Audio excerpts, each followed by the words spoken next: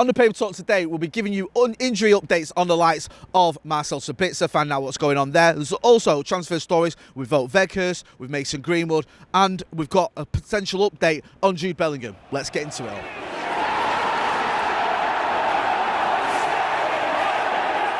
Jay here, Stretford, Paddock. This is the Paper Talk. As you can see, I'm outside Old Trafford and it's pretty mild. It's all right. I'm quite warm because I've been walking. Anyway, we'll get into it. Loads of stories to get through. Most of them centering around quotes and stuff from the previous day's victory at Nottingham Forest, at the City Ground. Manchester United winning 2-0, of course, thanks to, well, first of all, thanks to a very good performance. I thought it was a great all-round team performance. I thought when you look at it, defensively it was solid. In attack, there was lots of shout home about. And yeah, it's just one of those sort of games where you go, do you know what? Yeah, a good day at the office. Also, of course, great to see 2 goals, one from Anthony and the other one from Diogo Dalot. Anthony, who has been getting a little bit of stick. I'm going to get into that a little bit later on about some of the grief he's been getting. But Erik ten Hag was full of praise for him. He actually compared him to Arjen Robben. Got some quotes here. We covered some of the quotes yesterday in the post-match review, so I don't want to go over too much of them. But there was an interesting one that Erik ten Hag said after the game where he spoke about him and said, like, you know, compared him to former Chelsea and Bayern Munich attacker Arjen Robben, of course, another Dutch attacker, so someone Erik ten Hag, you presume, would look up to. And he said that, I've seen Arjen Robben a lot. They say he only has one trick, but that trick was so brilliant, no one can stop it. We have to emphasise, if you can go both ways, you have more variations, you are more difficult to stop.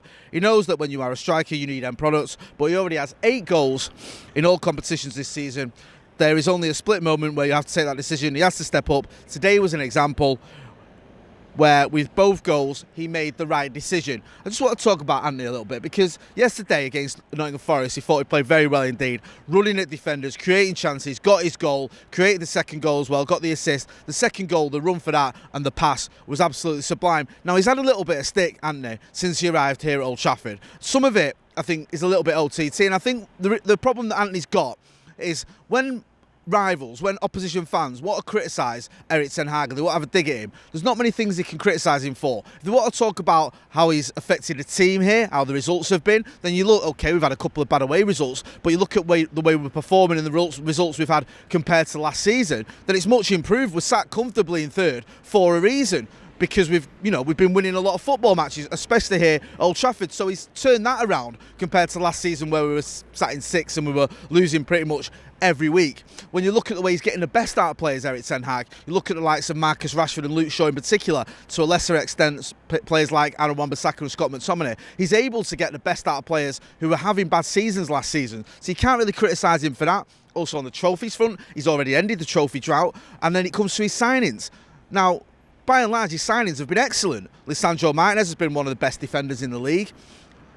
Christian Eriksen, a free transfer, which is absolutely mind-boggling considering how good he's been. Even Tyrell Malacia, you think, okay, he's not amazing, but for 40 million euros, he's done a very good job. He's played a lot of games and he's been effective in a lot of games. I know he had a bit of a stinker against Sevilla, but that was pretty much a one-off. And then Casemiro is one of the best DMs on the planet. So you can't really criticise his signings. Anthony's the only one where there's a bit of a question mark because we paid 100 million euros, a lot of money, for a player who's not been banging him in every week. I know he was scoring goals when he first arrived, but if you look at his productivity in terms of his effectiveness and how he challenges teams, how he gets at teams, then he is very effective. Let's not forget as well, he has scored goals in other competitions. He scored against Barcelona, which is no mean feat. You know, most players who get a goal against Barcelona are lauded. But Anthony, he just keeps getting grief, and I think a lot of it is because rivals, they want to have a dig at Erik ten Hag, they want to have a dig at Manchester United. They can't have a dig at Erik ten Hag over many things. So they look at Anthony and go, oh, can't believe he spent 100 million euros on him. Now, yes, we probably did overpay for him, but that doesn't mean he's not a good player. And if you watch him week in, week out, which I do, you can see how he's growing into the Premier League. He's growing into games.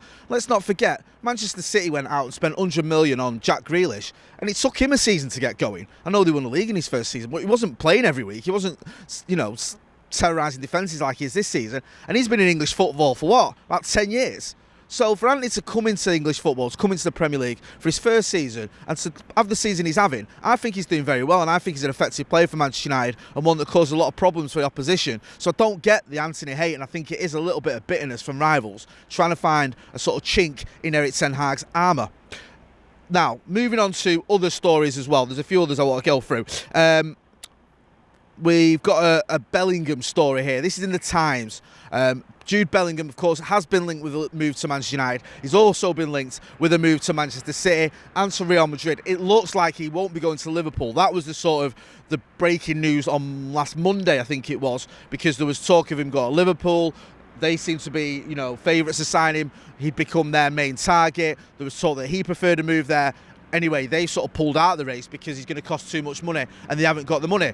Dortmund apparently wanted around 120, 130 million. United could be willing to pay that, especially if you get new owners in, whereas Liverpool just saying that's not in their budget. They're not able to do that. Now, the Times are saying about Bellingham, they just sort of say here, with Manchester United interested in Paris Saint-Germain, I didn't even mention them, they're also interested, also considered to be keen. Dortmund can anticipate an auction. Bellingham has no buyout clause and his price is expected to be north of 130 million once fees are factored in. However, his destination will be Bellingham's choice, not his club's. It is understood that he would rather stay at Dortmund and reassess in 2024 than be pushed towards a move that's not absolutely right for him. Now, that might be music to the ears of Liverpool fans. You think, oh, well, that means he's going to wait a year and come to Anfield. However, it says, in further contrast to perceptions, there was never any indication that he preferred Liverpool. His father, Mark, is a Liverpool fan, but the player and his family have plotted his career to date flawlessly by taking all factors other than what is best for his development out of the equation. So with no special levers to make the deal happen, Liverpool pulled out to avoid the risk of allocating a huge chunk of their budget and summer to a bidding war they were not favourites to win. So it doesn't look like he prefers Liverpool. His career has been managed very well. You remember we were after him when he was, 16, 17? Didn't come to Old Trafford because he preferred Dortmund and that looked like a better move for him. You could argue at the time it probably was. He probably wouldn't have played for Manchester United as 16, 17-year-old, whereas at Dortmund he got a lot of games, got Champions League football, as captain them, played well for England. I mean, it's all happening for him there, and now he's on the verge of a £130 million move. It's obviously going to bring him a lot of money in as well. So we'll have to wait and see what happens there. Could be this summer, but don't rule out next summer. But Manchester United still very much in the hunt. And also, if Liverpool don't look like they're not going to get Champions League football this season, if they don't sort their heads out and get Champions League football next season, they've got no chance of getting Jude Bellingham the season after either. So we'll have to wait and see what happens. But Manchester United are a club that will spend big money. We just spoke about, haven't they? We're willing to do that. And for Jude Bellingham, you could argue it'd be worth it for a 19-year-old, or he might be 20 by the time he comes, who could potentially be here for 10 years and is among the sort of top midfielders in Europe. And on the other side of the spectrum, one potential outgoing is Mason Greenwood. There's a story in the Express. It says Man United forward Mason Greenwood may set to be emulate David Beckham. It's David De Gea. David Beckham, let's get it right. David Beckham and Zlatan Ibrahimovic. It says Manchester United striker Greenwood is a transfer target for AC Milan. It said amid his ongoing absence at Manchester United, Mason Greenwood has been linked with a summer switch to Milan. It was reported over the weekend that the Serie A giants admire the technical ability of the 21-year-old who hasn't played for the Red Devils since January last year. Now, obviously, with Mason Greenwood, the club are still conducting their investigation, their own internal investigation into what happened when, obviously, he was arrested, he was charged, I think, or, he was looking at being charged with serious allegations. Those were dropped.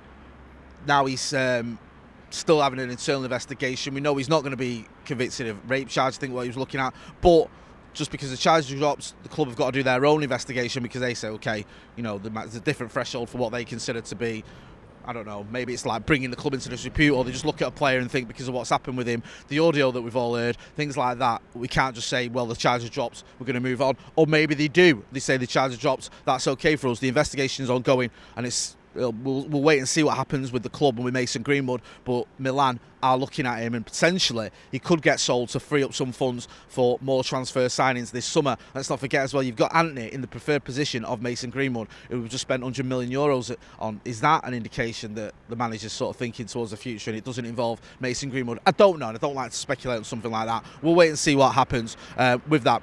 Just on a couple of other things, Marcel Sabitzer's injury, waiting for an update on that.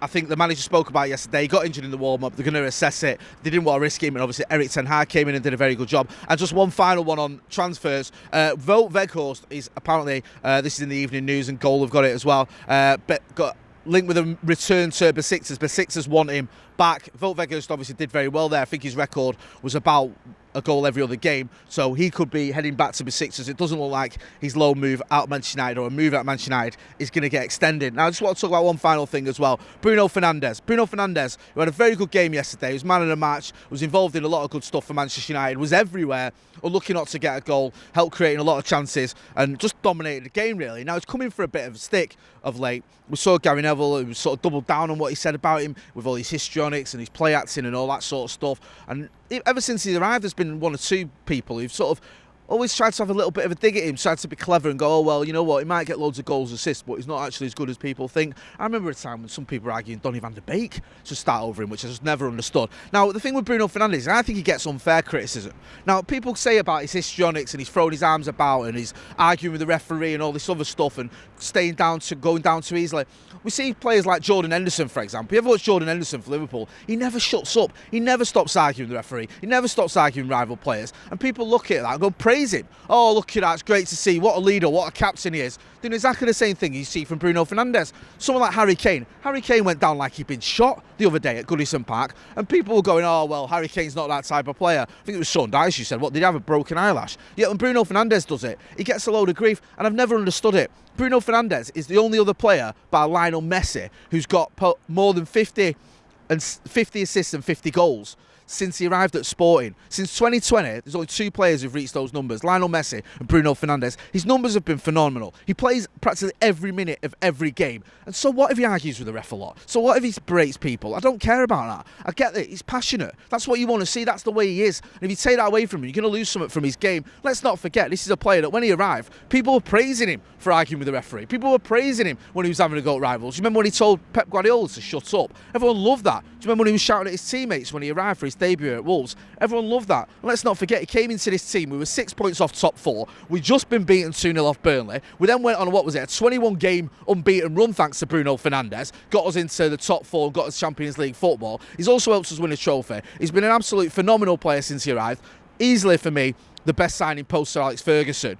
And I just don't get the grief he gets from pundits and from certain fans. For me, we're very lucky to have Bruno Fernandes, and I hope he stays at Manchester United for many years to come. I'm going to leave it there. Anyway, make sure you are hitting like, share and subscribe. We're back later on. We've got a Paddock podcast later on, so make sure you check it out. I've been Jay Moy. This has been Paper Talk outside Old Trafford. Thanks for watching.